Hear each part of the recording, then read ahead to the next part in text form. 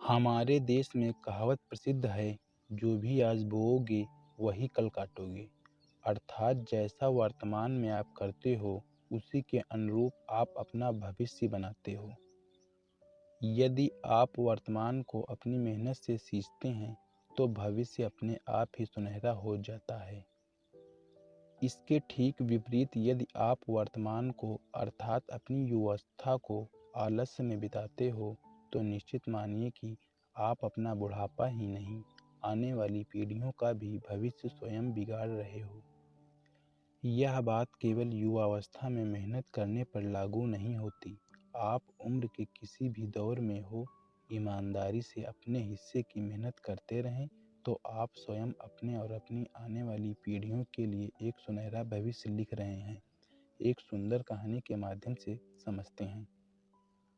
एक सुंदर राज्य था और उस राज्य में सभी सुख और संपन्न थे। यह बात उस समय की है जब पंजाब में महाराणा रणजीत सिंह राज किया करते थे। उनके राज्य में सभी और सुख और संपन्नता थी। महाराज न्यायप्रिय थे। वह अपनी प्रजा का ध्यान अपनी संतान की तरह रखा करते थे। समय समय पर वह अपने राज्य और प्रजा की असली हालत जानने के लिए स्वयं राज्य का दौरा किया करते थे। ऐसे ही एक बार वह अपने काफिले के साथ राज्य भ्रमण पर निकले। धूप बहुत तेज थी, भोजन का समय हो गया था, तो काफिला आराम के लिए सड़क के किनारे रुका। भोजन की तैयारियों के बीच महाराज का ध्यान सड़क के किनारे एक बगीचे में काम कर रहे बुजुर्ग पर गया। वह अपने काम में इतना मगन था कि उसका महाराज के काफिले की तरफ ध्यान ही नहीं गया। महाराज को उसे इतनी लगन से काम करते देख बड़ी संतुष्टि हुई। उस व्यक्ति की मेहनत देखकर महाराज बहुत उत्सुक हुए और सैनिक भेज उसे बुलवा भेजा। महाराज के सामने वह व्यक्ति हाथ जोड़कर खड़ा हो गया। महाराज ने उससे कहा, बाबा, मैं आपको बहुत देर से देख रहा हूँ। आप इतना मन लगा कर क्या कर रहे थे? उस व्यक्ति ने कहा कि महाराज, मैं आम के पौधे रोप रहा था। महाराज ने पूछा, बाबा, आपकी उम्र कितनी है? बाबा ने बताया कि वे 80 साल के हैं। महाराज ने फिर पूछा, बाबा, आप जो पौधे लगा रहे हैं, वह कम से कम 5 साल बाद फल देंगे। आप तब तक जीवित रहेंगे या नहीं, यह आप नहीं जानते। फिर इतनी मेहनत क्यों कर रहे हो? बाबा ने कहा, महाराज, आज तक मैं जिन पेड़ों के स्वादिष्ट फल खाता रहा हूँ, वह मैंने नहीं, मेरे पूर्वजों ने लगाए थे। उन्होंने नहीं सोचा था कि उनके लगाए गए पेड़ के फल वह नहीं खा पाएंगे। अब मेरा कर्तव्य बनता है कि मैं पेड़ लगाऊं, ताकि भविष्य में मेरे बच्चे मीठे फलों का आनंद उठा सकें। मेरे राज्य महाराज ने खड़े होकर उस व्यक्ति के हाथ अपने हाथ में लेकर सिर माथे लगा लिए और कहा कि आज मैं संतुष्ट हुआ। जब तक मेरे राज्य में इनके जैसे लोग हैं, मेरे राज्य का वर्तमान ही नहीं, भविष्य भी सुरक्षित रहेगा।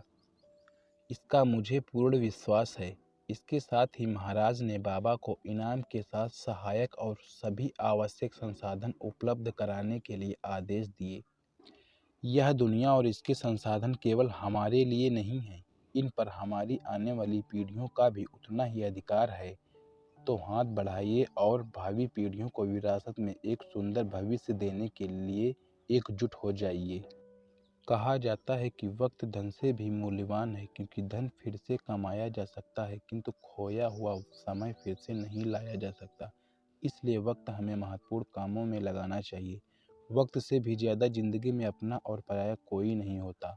वक्त अपना होता है तो सब अपने होते हैं, और वक्त पराया हो तो अपने भी पराये हो जाते हैं। वक्त कहता है, मैं फिर न आऊँगा। क्या पता तुझे हंसाऊँ या रुलाऊँगा। जीना है तो बस इस पल को ही जी ले, क्योंकि इस पल को मैं अगले पल तक न रोक पाऊँगा। घड़ी की भी फितरत कितनी अजीब है। हमेशा टिक टिक टिक टिक कहती है, मगर न खुद टिकती है और न दूसरों को टिकने देती है। वक्त बड़ा अजीब होता है। इसके साथ चलो तो किस्मत बदल देता है, और ना चलो तो किस्मत को ही बदल देता है। वक्त सिखा देता है फलसफा ज़िंदगी का, फिर नसीब क्या और लकीर क्या और तकदीर क्या। हमें किसी भी खास समय का इंतज़ार नहीं करना चाहिए, बल्कि अपने हर समय को खास बनाने की पूरी कोशिश करनी चाहिए। वक्त बड़ा धारदार होता है जनाब, कट तो जाता है मगर बहुत कुछ काटने के बाद। पहले लोगों ने सिखाया था कि वक्त बदल जाता है, अब वक्त ने सिखा दिया है कि लोग भी बदल जाते हैं। दिनचर्या में एक बार स्वयं से अवश्य वार्ता करें, अन्यथा आप संसार के सबसे महत्वपूर्ण व्यक्ति से बात करने का अवसर गंवा देंगे। सकारात्मक मानसिकता और अच्छी आदतें हमारे दिनचर्या का प्रदर्शन करती हैं। पॉजिटिव रहने के लिए अपनी दिनचर्या में व्यायाम के साथ निरंतर ध्यान मेडिटेशन को भी शामिल करें, क्योंकि शारीरिक और मानसिक रूप से स्वस्थ होना आवश्यक है। कामयाबी और उम्र के बढ़ने के साथ साथ इंसान पर काम का भी बोझ बढ़ जाता है। अगर सही दिनचर्या न हो तो यह काम तनाव का रूप धारण कर लेता है। समय के साथ हमारी शर्तें भी बदलनी चाहिए। आपको दैनिक दिनचर्या में शामिल करना चाहिए कि आप हर दिन कुछ नया ज़रूर सीखेंगे या पढ़ेंगे। उनके जीवन में कष्ट हैं जिनकी दिनचर्या भ्रष्ट है। आदतें ही व्यक्ति के चरित्र का निर्माण करती हैं। यदि कोई अच्छी आदतों को अपनाता है तो उसका जीवन अनुकरणीय बन जाता है, तथा यदि कोई बुरी आदतों का आदी है तो वह उसके पतन का कारण बनती हैं। जो हम करते हैं, जैसा हम सोचते हैं, वही हमारी आदत बन जाती है। हमेशा लोगों का अच्छी आदतों पर चलना चाहिए। आदत से अधिक बलवान कुछ भी नहीं है। आदत एक प्रकार का दूसरा संसार होती हैं। आदतें आरंभ में मकड़ी के जाले के समान होती हैं, बाद में मजबूत रस्सी बन जाती हैं। बुरी आदतों में सुधार की अपेक्षा उनको समाप्त कर देना अधिक आसान होता है। आदत में महान शक्ति होती है, यह हमको श्रम करना तथा चोट एवं दर्द।